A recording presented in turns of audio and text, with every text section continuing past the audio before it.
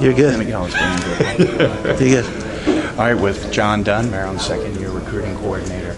It's been a long year, and this is the final product. Let's start with the fact Maryland had its first 2 Under Armour All-Americans ever. That has to be a great selling point now and in the future with players and fans. Well, it's an attribute to them and the type of athlete that they are and, the type of athletes that we're going to recruit. But, you look at those 2 particular kids and again, the profile that we're seeking of being, men of great character, great students, and obviously football players that can help us win championships. And, they happen to come from a school, Good Counsel, which is going to have players, for forever. And, it's huge. It's huge for us. It's big for them, and it's a big inroad. And, obviously being an Under Armour school, the kids want to play in. So it's been good. And then what does Wes bring to the field, particularly as a running back? How do you sum up his style? Man, he is.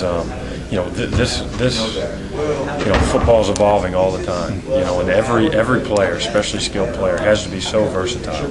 And you talk about a running back, obviously you talk about running skills, breakaway speed, but also being a power runner. You talk about being able to, pick up blitzes, and then you talk about obviously ball skills as far as catching the ball in the backfield. And the great part about Wes is he can do them all. If he needs to run over you, he can do that. If he's got to, run a stretch and get out to the perimeter, outrun somebody and take it the distance, he can do that. Third down situation, he's got to pick up blitzers, figure it out. He can do that. He can catch the ball in the backfield. You heard Coach say about, while he was in camp. I mean, he came to our passing camp, and of course, all you do is pass. You don't run. I mean, he calls many balls as the receivers. He's very impressive. So he's a guy that we feel can, be on the field and stay on the field. He doesn't, okay, you go in for this and then come out for this. He's a guy who can do it all. So. Okay, then Mike Harris was the first commitment of the class. Your other Under Armour All-American. What did you see in him early, technically, as an offensive lineman? Yeah, Mike. Myself, Coach Etzel, we saw Mike play live, and obviously when you think offensive line, you think tough, nasty, aggressive, and Mike has all that, And then the other thing you add to that is Mike has a lot of size. He has long arms, which is very important in pass protection to keep the defenders away from him. So, he can drive block you off the ball, he can pull, he can pass protect. Again, he's a versatile player, and the more athletic those offensive linemen are, the more you can do with them. As far as filling needs, you got 2 quarterbacks, both 3-star kids. Sure. Caleb Rowe, as we asked Coach Edsel about, was kind of an unknown until he got to your camp. I think you were his first big offer after he had been at some 18 camps or so. How do you describe his trajectory going from there to no offers to MVP of the offense, defense, All-American? Well, as Coach said, that's why, we do our own evaluation. And, Coach Powell did a great job. He got him up here for camp. And when you watch that kid on film, he's very impressive. And then it was, hey, we got to get him up and see him in person. And then what you're able to do in person with the quarterback is see how the ball comes off his hand. Does it pop off his hand? Does he have a tight spiral? Is he accurate? All those types of things. And you get to see him, make some throws you might not get to see on film necessarily. And I mean, he passed every test we did, and it was a testament, to our evaluation process. And now, we offered him, he committed, and now all of a sudden he's going and making these all-star games, becoming the MVP. And again, that's something we saw, way back when, but that's why we, don't go off anyone else's evaluations, but our own. Perry Hill's a dual threat. We saw him in the Chesapeake Bowl. In the first quarter, I think he rushed for 83 yards. Is that a surprise element for Terp fans, or has he always been a guy you knew could be a dual threat, kind of like CJ? He is. And, as you heard Coach say, he's 24-0 as a wrestler right now. And when you watch him on film, I mean, when he runs, I mean, he's not like, most of the time you tell the quarterbacks, hey, get out of bounds. He's a guy who's trying to find someone to run him over. But, that's part of his game. And, it's, for those guys, again, we talk about versatility. He's able to throw the ball, run the ball. He has a nice mix. So, I mean, it'll be exciting. And, the important thing about that, it's not always quarterback runs, but, when it all breaks down, he's a guy that can take the ball, scramble, make something happen, and gain yards for you. Okay, we're going to put you on the spot with this question. Who is your sleeper pick? We asked Coach Edsel that as well. Wow. That diamond in the rough who maybe they have all the stars, or accolades, but could be. Well, the guy that pops out in my mind right away is Kenny Goins. And, the reason why is because, he's going to be, you talk about the fullback, you talk about special teams. Sometimes those aren't always glamorous deals. But, you watch that guy on tape, he's going to create holes for running backs. He's going to go down and make tackles. He's going to be able to, be on every special team and really be a guy who's going to be a staple and a core player for us. And those guys are invaluable. And then speaking of Goins, finally breaking, you said Gilman, sure, and Linganore, it's been a long time. Sure. Good counsel getting too, particularly of that caliber.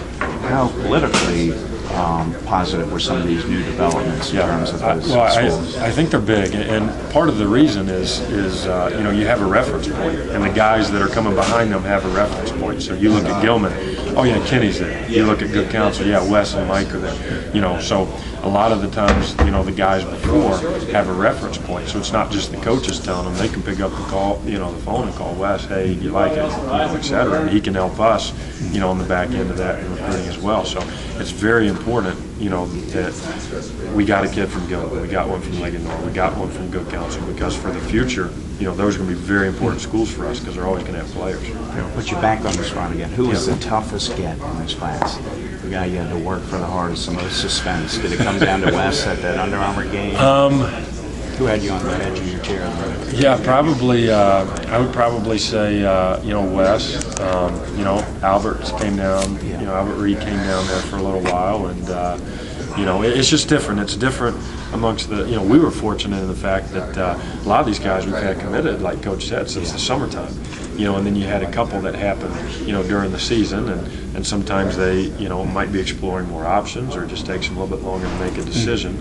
But probably those two. Okay, and given you had so many early commits, given you went 2-10, how tough was it staving off other recruiters, Sure. negative recruiting? Did you find that was a year-long battle? I think that's part of it, and schools are going to do that. But when you recruit kids of character like we did, then that's hard to break, And so when other people come outside, these kids, they believe in us, they know what we're doing, they've been here, we've been in their homes, and they know exactly what they're getting with us. So, people that come in and might have some negative things to say, they don't buy it because they know exactly what they're getting here.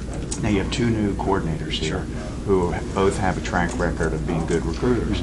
How key are they going to be, particularly in this market, recruiting, going forward, not just for this year, but junior recruiting and whatnot? Well, I think that what they bring to the table. Yeah, I think obviously, when you recruit and you sell, obviously the first thing you sell is University of Maryland, the academics, Coach Etzel, and then, then it comes down to coordinators. What kind of scheme am I going to play in? Is it 3-4? It's a 4-3. What kind of offense? So, those guys are key in the sense of, this is the style you're going to be playing in. This is how Mike's going to get you the ball. This is kind of what you're going to be doing defensively. So, that position is very important because when you recruit, if it's not your position that you recruit, then that position coach becomes involved. And then that coordinator on that side of the ball becomes involved. So it's very important because it's a collective effort. And what about a lot of positives, but on the downside, you didn't get any interior D linemen. What are your thoughts on the misses there and or not filling that void? And can you add any more this spring or summer? Sure. Well, like Coach said, recruiting never stops. So we'll continually keep recruiting. Like I was mentioning earlier, that might just open up a spot, for another guy the following year. We'll be okay there, and we'll continually recruit. Was there any other area you felt you needed one more guy, like one more receiver, or one more? Tight end or whatever. Yeah. I think what we set out for is, we've really fulfilled those needs. Obviously, recruiting never stops, so we'll continue to do that. Who's the fastest guy in this class in your mind? Fastest when guy? You think track speed, the fastest guy, is that a Laverne? Probably, I was going to say, probably Laverne Jacobs, yeah. Okay, and speaking of him and Isaac and Quentin, they're all on campus now. I know they haven't suited up, but first impressions, the eyeball test. Yeah, sure. What are your thoughts after a couple of weeks of them Well, on camp? well, first of all, they're great kids, you know, and they're getting acclimated. We've been doing some of our 6 a.m. workouts. They've been getting a taste of college football, but they've been doing great. You know, they're fitting in. You know, our current players are great, taking them in, making them feel welcome, and they're enjoying themselves. And you know, they're really going to benefit this program. And who are your quick impact guys that could see the field this year? Yeah. Among those three and/or any of the freshmen? Sure. Well, you know, it's hard to say.